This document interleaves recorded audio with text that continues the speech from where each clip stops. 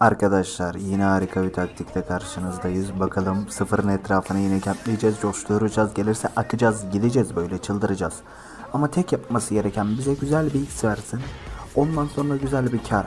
Bak şu 30K'nın bir hakkını verelim artık. Akalım istiyorum. Lütfen. Lütfen ablacım hadi. 9 vursa harika. 9 vursa bizde. Canımız harika olur, kasamız harika olur, günümüz harika olur. Hadi aslanım. Hadi. 16 vurdu. 16 kazandım. Harikasın.